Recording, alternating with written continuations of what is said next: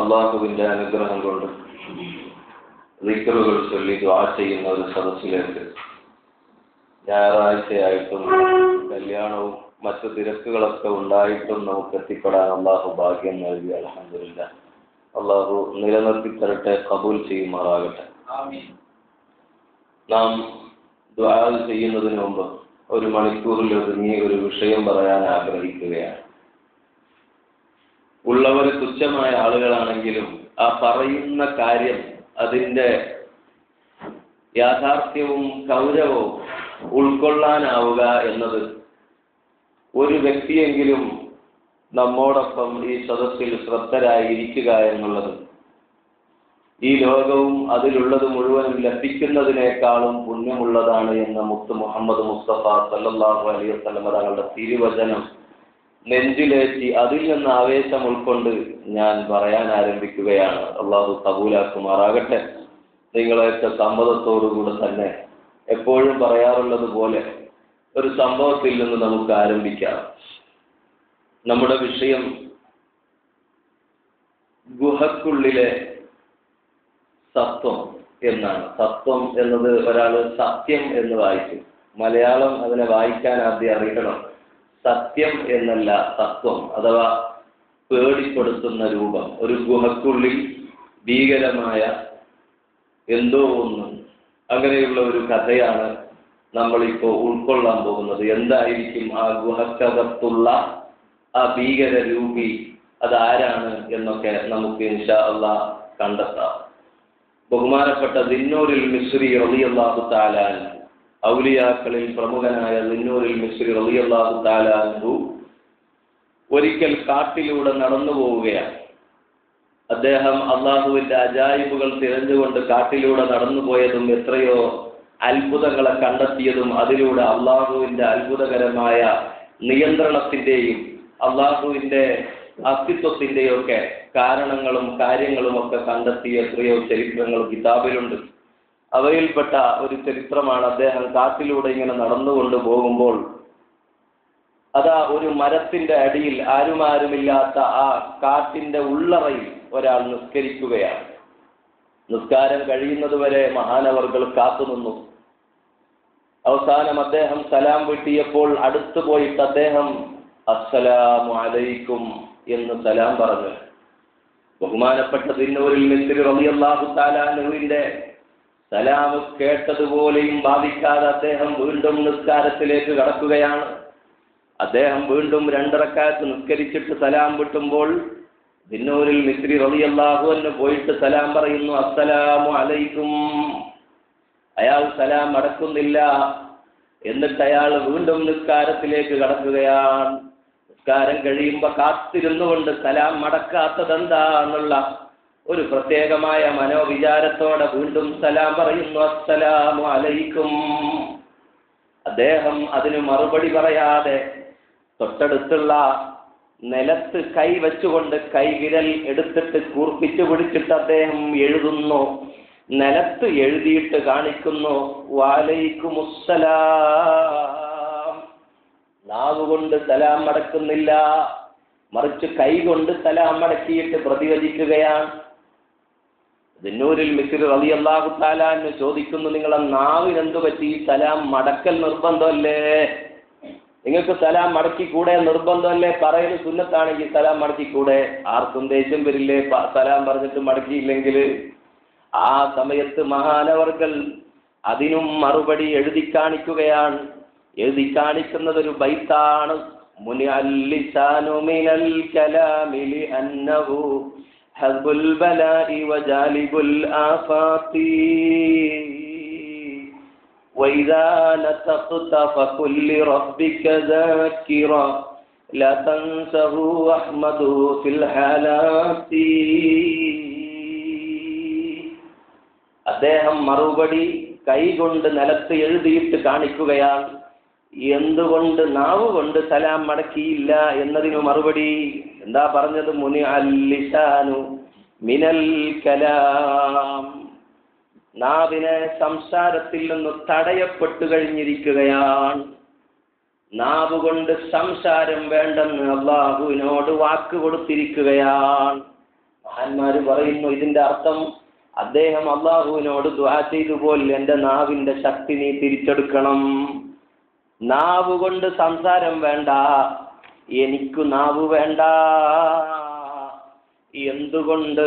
ലിഅന്നഹു ഹബ്ബുൽ ബലാഇ വജാലിബുൽ ആഫാതി. അത് എല്ലാ ബലാഇനെയും വലിച്ചു കൊണ്ടുവരുന്ന ഒരു സംഗതിയാണ് ഈ നാവ്. വജാലിബുൽ ആഫാതി, അപകടങ്ങളെ തന്റെ ജീവിതത്തിലേക്ക് വലിച്ചിഴക്കുന്ന സാധനം നാവാണ്. അതുകൊണ്ട് ഞാൻ നാവിന്റെ ശക്തിയെ പടച്ച റബ്ബിനോട് പറഞ്ഞ് തിരിച്ചെടുപ്പിച്ചിരിക്കുകയാണ്. എന്റെ നാവിനും ശക്തിയില്ല മനുഷ്യ, നിലത്ത് എഴുതി കാണിക്കുകയാണ്. എന്നിട്ട് അദ്ദേഹം ഒരു ഉപദേശം, വൈദാ നതഖത ഫഖുൽ ലിറബ്ബിക ദാകിറ ലാ തൻസഹു വഹ്മദുഹു ഫിൽ ഹാലാതി. ഓ മനുഷ്യ, നീ എന്തുകൊണ്ട് സലാം അടക്കിയില്ല എന്ന് ചോദിച്ചുവല്ലോ. എന്റെ നാവിനെ ഞാൻ വിലങ്ങിയിട്ടുണ്ട്, നാവ് വേണ്ടെന്ന് വെച്ച മനുഷ്യനാണ് ഞാൻ. അതുകൊണ്ട് നിന്നോട് പറയട്ടെ, നീ വല്ലതും മിണ്ടുകയാണെങ്കിൽ, വൈദാ നതഖത, നീ വല്ലതും സംസാരിക്കുകയാണെങ്കിൽ, ഫഖുൽ ലിറബ്ബിക ദാകിറ, അല്ലാഹുവിനെ ദിക്ർ ചൊല്ലാൻ വേണ്ടിയല്ലാതെ നാവിനെ നീ പുറത്തെടുക്കരുത്. അല്ലാഹുവിനെ ദിക്ർ ചൊല്ലാൻ വേണ്ടി മാത്രം നീ നാവിനെ പുറത്തെടുക്കുക.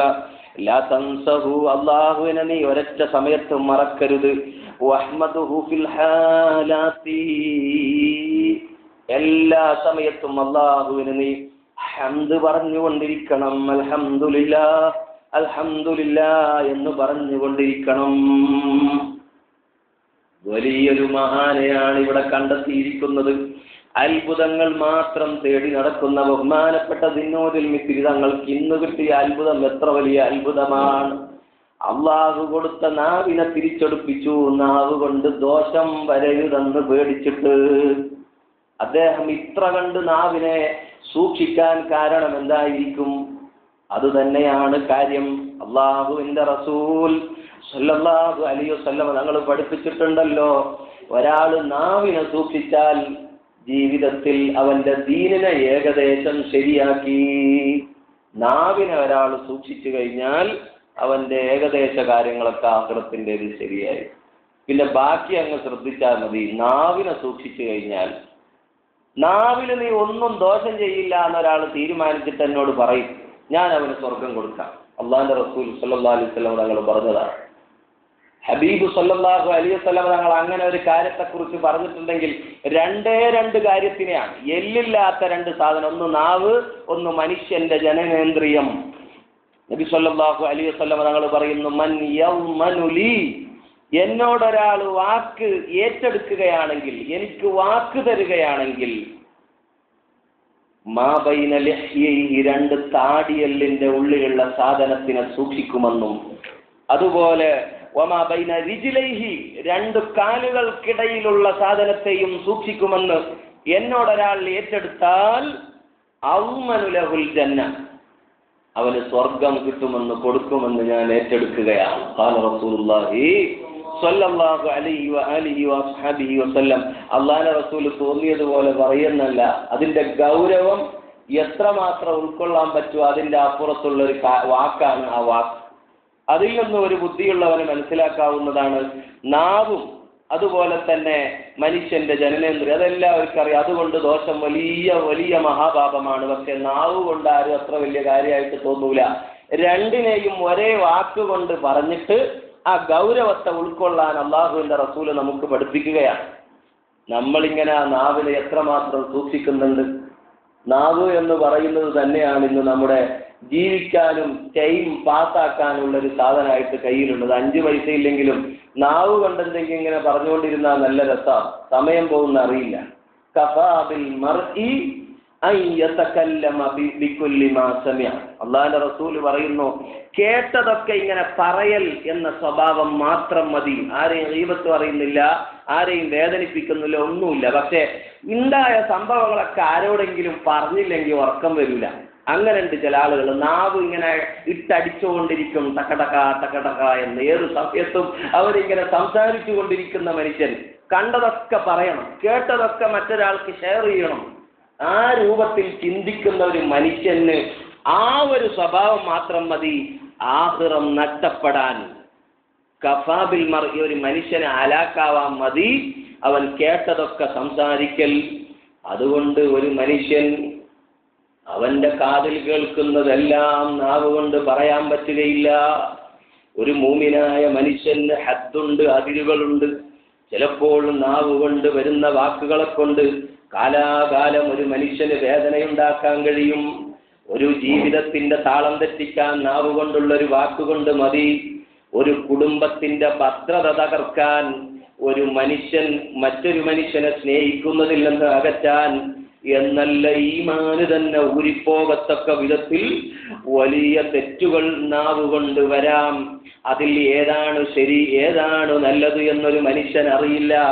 അതുകൊണ്ട് മനുഷ്യൻ ചിന്തിക്കേണ്ടത് നാവിനെ സൂക്ഷിക്കണം. സംസാരത്തിനൊരു ലിമിറ്റ് കൊടുക്കുക. സംസാരിക്കുന്നതിനും ഇത് പറഞ്ഞാൽ എങ്ങനെ ഇരിക്കുമെന്ന് നോക്കുക. ഇപ്പോ മനഃശാസ്ത്രപരമായിട്ടൊക്കെ മനുഷ്യനെ ചിന്തിപ്പിക്കുന്ന കാലാണ്. ഒരു വാക്ക് പറയുന്നതിന് മുമ്പ് എഴുതണമല്ലോ. നമ്മൾ ഈ ഇങ്ങനെയുള്ള ക്ലാസ്സുകളിൽ ഇരിക്കുന്ന സമയത്ത് പറയും, നമ്മൾ പറഞ്ഞ വാക്കുകളെ ഒന്ന് എഴുതി നോക്കണം, എന്തൊക്കെയാ നമ്മൾ പറഞ്ഞിരിക്കുന്നത് എന്ന്. ആ പറഞ്ഞതൊക്കെ എഴുതി നോക്കുമ്പോൾ അപ്പോഴാണ് നമുക്ക് വല്ലാതെയാവുക.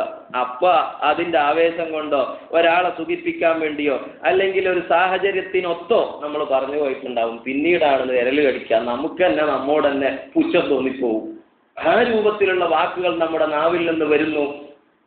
ഈ ക്ലാസ് കൊണ്ട് ഇവിടെ കേൾക്കുന്ന ഹദീസുകളെ കൊണ്ട് നാം ഉൾക്കൊള്ളാൻ നമുക്ക് പറ്റണമെങ്കിൽ, നമ്മുടെ നാവിനെ സൂക്ഷിക്കാൻ കഴിയുമെങ്കിൽ ആഖിറത്തിൽ വിജയിക്കാൻ വലിയൊരു വഴിയാണ് ഈ ക്ലാസ്സിലൂടെ നമുക്ക് തെളിയുന്നത്.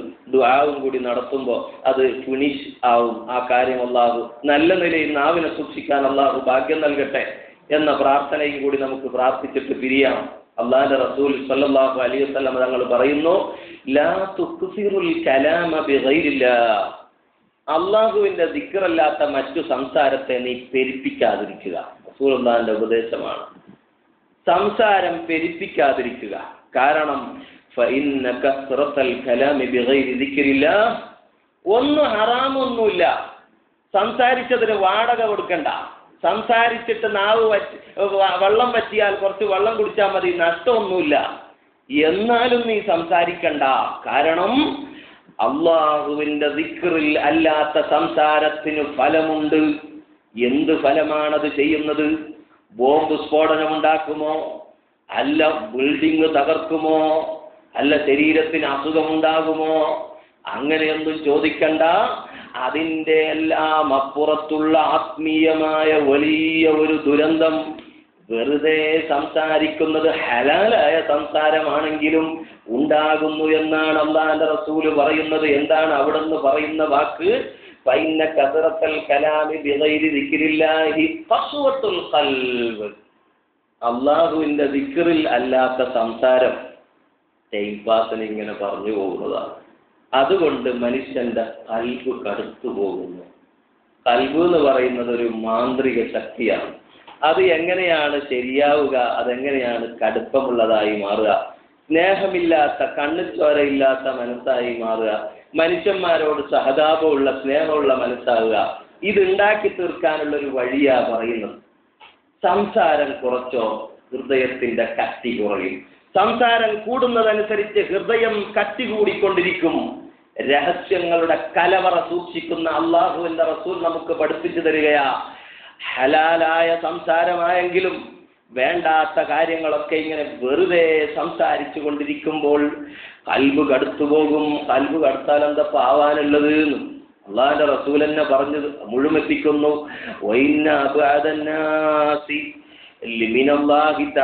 അല്ലാഹു തആലയുമായി ഏറ്റവും അകൽച്ചയുള്ളവൻ, അടുപ്പം ഇല്ലാത്തവൻ ആരാണെന്നറിയുമോ? അൽ ഖൽബുൽ ഖാസി, ഹൃദയം കടുത്തുപോയ കട്ടിയുള്ള മനസ്സിന്റെ ഉടമയാണ്. അങ്ങനെയുള്ള ആള് അള്ളാഹുവുമായി ഒരുപാട് അകലെയാണ് എന്ന് അള്ളാഹുവിന്റെ റസൂല് പഠിപ്പിക്കുകയാണ്.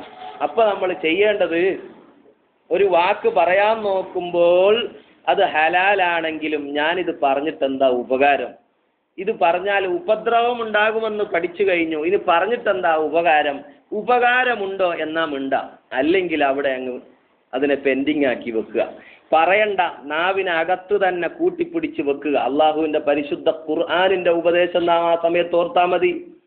യാ അയ്യുഹല്ലദീന ആമനു, അള്ളാഹു പറഞ്ഞൊരു വാക്കുണ്ട്, വിശദീകരിക്കുന്നില്ല. ഇൻ ജാഅകും ഫാസിഖുൻ, ഒരു തെമ്മാടി നിന്റെ അടുത്ത് വന്ന് പറഞ്ഞു, ബിനബഇൻ, പരിശുദ്ധ ഖുർആനിന്റെ വാക്കങ്ങനെയാണ്, വേണ്ടാത്തത് എന്തൊക്കെയോ മറ്റുള്ളവർക്ക് എത്തിക്കുന്ന സ്വഭാവമുള്ളവരെ അവൻ ഇവൻ എന്നല്ല അള്ളാഹ് പറഞ്ഞത്, മറിച്ച് തെമ്മാടി എന്നാണ്. യാ അയ്യുഹല്ലദീന ആമനു, ഓ വിശ്വാസികളെ, ഇൻ ജാഅകും ഫാസിഖും ബിനബഇൻ, ഒരു തെമ്മാടി നിന്നോട് എന്തെങ്കിലും ഒരു വാർത്ത വന്നു പറഞ്ഞാൽ അത് അപ്പടി നീ അങ്ങനെ പറയരുത്. ഫതബയ്യനു, അതിന്റെ യഥാർത്ഥ അവസ്ഥ നിങ്ങൾ പരിശോധിക്കണം. ഇത് ഇയാൾ പറഞ്ഞതിന് എന്തെങ്കിലും സത്യമുണ്ടാകുമോ, ഉണ്ടെങ്കിൽ തന്നെ ഇത് അയാളോട് പറഞ്ഞിട്ട് എന്തെങ്കിലും പ്രതിവിധി ഇതിനാൽ ഉണ്ടാകുമോ, ഇങ്ങനെയൊക്കെ നിങ്ങളൊന്നതിനെ പരിശോധിക്കണം. അല്ലെങ്കിൽ അൻതുസീബഹും ബിജഹാലത്തിൻ, അതിനെ നീ വിവരമില്ലാതെ മറ്റൊരാളോട് പറഞ്ഞാൽ ആദ്യം നിന്നോട് പറഞ്ഞവന് ഒരിക്കലും അതിന്റെ ഉത്തരവാദിത്തം ഉണ്ടാവൂല, അവൻ ആളങ്ങനെ തന്നെയാണ്. പക്ഷെ അത് കേട്ടിട്ട് മാന്യനായ നീ മറ്റൊരാളോട് പറയുമ്പോൾ അതിന്റെ ഭവിഷ്യത്ത് മുഴുവനും നീ അനുഭവിക്കേണ്ടി വരും. അതുകൊണ്ട് കേട്ടതൊക്കെ സംസാരിക്കുന്ന സ്വഭാവം നിങ്ങളിൽ ഉണ്ടാകാൻ പാടില്ല. ഇതൊരു ഉപദേശത്തിന്റെ മാല തന്നെ വരികയാണ്. നാവിനെ സൂക്ഷിക്കുന്ന ഭാഗം ഇങ്ങനെ പറഞ്ഞാൽ എത്രയോ ഉണ്ട്. ഇത് ഹലാലായ ഭാഗം തന്നെയാണ് പറയുന്നത്. ഔലിയാക്കളുടെ ഇൽമാണിത്. മഹാന്മാരായ ഔലിയാക്കളുടെ ത്വരീഖത്തിന്റെ ഒന്നാമത്തെ ഭാഗം തന്നെ നാവിനെ സൂക്ഷിക്കുക. നാവ് കൊണ്ട് സംസാരിക്കാതെ എങ്ങനെ ഇരിക്കുമ്പോൾ തന്നെത്താൻ കൽബ് നന്നാകുന്നു, അവന് ദിക്റ് ചെല്ലാൻ തോന്നുന്നു, ആത്മീയമായ അറിവുകൾ അവനിലേക്ക് ലഭിക്കുന്നു, ബർക്കത്തുണ്ടാകുന്നു. നാവിനെ എങ്ങനെ അടക്കി വെച്ചാൽ ഒരാൾക്ക് വിലായത്തിന്റെ പദവിയിലേക്കുള്ള വഴികൾ എളുപ്പമാകും. ഇത് ഹലാലായ വഴിയാണ്. നമ്മളെ സംബന്ധിച്ചിടത്തോളം ഹറാമിനെ തൊട്ടെങ്കിലും സൂക്ഷിക്കണം.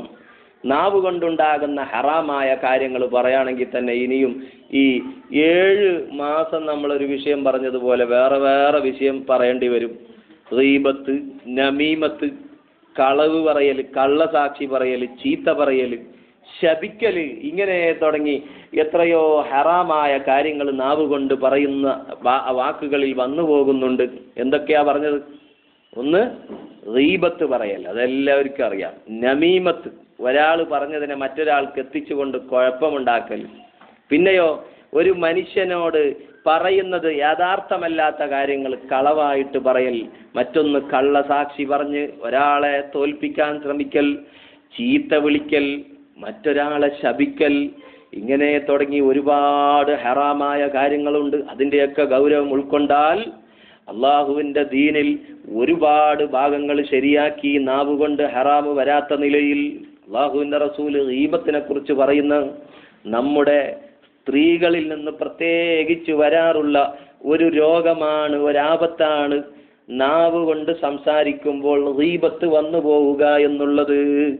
അൽ ഗീബത്തു അശദ്ദു മിനസ് സിനാ. നബി സല്ലല്ലാഹു അലൈഹി വസല്ലം തങ്ങൾ പറഞ്ഞ ധാരാളം ഹദീസ് ഉണ്ട്. എല്ലാം പറയാനൊന്നും സമയമില്ല. ഒറ്റ ഹദീസ് തന്നെ ഉൾക്കൊള്ളുകയാണെങ്കിൽ അർത്ഥവത്താണ്. എന്താ പറഞ്ഞത്? ഒറ്റ വാക്ക്, അൽ ഗീബത്തു അശദ്ദു മിനസ് സിനാ. ഗീബത്ത് എന്ന് പറഞ്ഞത് വ്യഭിചാരത്തെക്കാൾ, സിന എന്ന വ്യഭിചാരം, ആ വ്യഭിചാരത്തെക്കാൾ ഏറ്റവും കട്ടി കൂടിയ തെറ്റാണ് എന്ന് അള്ളാഹുവിന്റെ റസൂല് പഠിപ്പിക്കുകയാണ്. ഒരാളെക്കുറിച്ച് മോശമായിട്ട് സംസാരിക്കുക എന്നുള്ളത് വ്യഭിചാരത്തെക്കാൾ വലിയ തെറ്റാണ്. എന്തുകൊണ്ട്? വ്യഭിചാരം എന്ന് പറഞ്ഞത് അള്ളാഹുവിനോട് തൗബ ചെയ്തിട്ട് നന്നാകാൻ പറ്റും. അതേസമയം ഒരാളുടെ മനസ്സു വേദനിപ്പിക്കുന്ന ഒരു വാക്ക് ഒരാൾ ഉച്ചരിച്ചു കഴിഞ്ഞാൽ അതിന് പൊരുത്തപ്പെടിക്കുക എന്നുള്ളൊരു വശവും കൂടി ഉള്ളത് കൊണ്ട് അള്ളാഹുവിന്റെ റസൂല് പഠിപ്പിക്കുന്നു, ഗീബത്ത് അത് സിനായേക്കാൾ ശക്തിയായ തെറ്റാണ്. ഗീബത്ത് എന്ന് പറയുമ്പോൾ നമ്മൾ വിചാരിക്കും ഒരാളിൽ ഇല്ലാത്തൊന്ന് പറഞ്ഞു, അല്ലെങ്കിൽ ആരോ പറഞ്ഞത് കേട്ടിട്ട് മറ്റൊരാളോട് പറയൽ മാത്രമൊന്നും അല്ല. ഒരാളിൽ ദിക്റുക അസാക്കമായ യക്റഹു. ഗീബത്ത് എന്ന് പറഞ്ഞാൽ അതിന്റെ അറബി ഇങ്ങനെയാണ്, നിങ്ങൾ ശ്രദ്ധിക്കുന്നില്ലേ? ദിക്റുക അഹാക മാ യക്റഹു. നിന്റെ കൂട്ടുകാരനെ കുറിച്ച്, ഒരു മുസ്ലിമായ ആളെക്കുറിച്ച് അയാൾ വെറുക്കുന്ന ഒരു കാര്യം പറയും. വെറുക്കുന്നതെന്ന് പറയുമ്പോൾ ഉള്ളതും വെറുപ്പുണ്ടാവും. അയാളിലുള്ളൊരു ദോഷമാണെങ്കിലും അയാളിലുള്ളൊരു കുറവാണെങ്കിലും ഒരു ദുസ്വഭാവമാണെങ്കിലും അത് ഒരാളോട് മറ്റൊരാൾക്ക് അത് എത്തിച്ചു കൊടുക്കൽ, അയാളെ വീക്ക്നെസ് മറ്റൊരാളോട് പറയൽ, അത് അയാൾക്ക് വെറുപ്പുള്ള കാര്യമായിരിക്കുമല്ലോ അല്ലേ? ഒരാളിലൊരു മോശമായൊരു കാര്യമുണ്ട്, അത് മറ്റൊരാളോട് പറയാക്ക് എന്തായാലും വെറുപ്പായിരിക്കും. അങ്ങനെ വെറുപ്പുള്ള ഒരു കാര്യം മറ്റൊരാൾക്ക് എത്തിക്കൽ. അപ്പൊ അള്ളാഹുവിന്റെ റസൂൽ ഇത് പറഞ്ഞപ്പോൾ സ്വഹാബത്ത് ചോദിച്ചു, അയാളിൽ ഉള്ളതാണെങ്കിൽ നീ ഗീബത്ത് പറഞ്ഞു, ഇല്ലാത്തതാണെങ്കിലോ ഗീബത്തുമായി അയാളെക്കുറിച്ച് ഇല്ലാത്തത് പറഞ്ഞു എന്ന ആരോപണം പറയലും ആയി. അങ്ങനെയാണ് ഗീബത്ത് നമ്മൾ മനസ്സിലാക്കിയത്. അയാളിൽ ഇല്ലാത്തത് കെട്ടിച്ചമച്ച് പറയൽ മാത്രമാണ് ഗീബത്ത്. നീ ഇല്ലാത്ത ഫിത്ന എല്ലാം പറയരുത്, ഗീബത്ത് പറയരുത്, എന്നിങ്ങനെ നമ്മൾ പറഞ്ഞിട്ട് അങ്ങനെയാണ് മനസ്സിലാക്കി വെച്ചത്. അയാളിൽ ഉള്ളത് തന്നെ അനാവശ്യമായി എന്തിനു പറയുന്നു? അതുകൊണ്ടൊരു പ്രതിവിധിയും നമുക്കുണ്ടാക്കാൻ പറ്റുന്നില്ല എങ്കിൽ മറ്റൊരാൾക്ക് അതിനെ അറിയിച്ചു കൊടുക്കൽ ഗീബത്താണ്. അള്ളാഹുവിന്റെ റസൂൽ സല്ലല്ലാഹു അലൈഹി വസല്ലം തങ്ങൾ ഇത് പഠിപ്പിക്കാൻ വേണ്ടി തൻ്റെ ഭാര്യമാരായ, തൻ്റെ പ്രിയപ്പെട്ട പത്നിമാരായ നമ്മുടെ ഉമ്മഹാത്തുൽ മുഅ്മിനീങ്ങളിൽപ്പെട്ട ഹഫ്സ ബീബി റളിയല്ലാഹു അൻഹയോടും ആയിഷ ബീബി റളിയല്ലാഹു അൻഹയോടും പഠിപ്പിച്ചിട്ടുണ്ട്. ഒരിക്കൽ ബഹുമാനപ്പെട്ട സൊഫിയ റളിയല്ലാഹു തആല അൻഹ അള്ളാഹുവിന്റെ റസൂലിന്റെ മുമ്പിലേക്ക് വന്നിട്ട് എന്തോന്ന് സംസാരിച്ചിട്ട് പോയി. ആ സമയത്ത് ആയിഷ ബീബി ചോദിച്ചു, ഹസ്ബുക സഫിയത്തു കസീറ, നിങ്ങൾക്ക് ആ കുള്ളിയായ സെഫിയാനെന്നെ മതി എന്ന് എന്തോ ഒരു വാക്കിങ്ങനെ പറഞ്ഞു. ആ കുള്ളിയായ സൊഫിയ, ആ കുറിയവളായ സൊഫിയ എന്ന് പറഞ്ഞ് ആ നീളം ചെറുതാവുക എന്നുള്ള ചെറിയൊരു ഐബ്, അങ്ങനെ ഉണ്ടല്ലോ ഓരോരുത്തർക്കുള്ള കണ്ണിന് അല്ലെങ്കിൽ കാതിന് കാലിന് എന്തെങ്കിലും ഐബ് ഉണ്ടെങ്കിൽ അത് നമുക്ക് പെട്ടെന്ന് കാണും, പറയാനും തോന്നും, ഒരു ചിരിയും പാസ്സാക്കും. അത് നമ്മളിൽ ഉള്ളതാണ്. ആ ചിരിയും ആ കണ്ണുകൊണ്ടുള്ള പാസും കൈ ചൂണ്ടലും ഒക്കെ ഗീബത്താണ്. മനസ്സുകൊണ്ട് വിചാരിക്കൽ വരെ ഗീബത്ത് എന്ന് ഇതിന്റെ ബാബിൽ പറയുന്നുണ്ട്.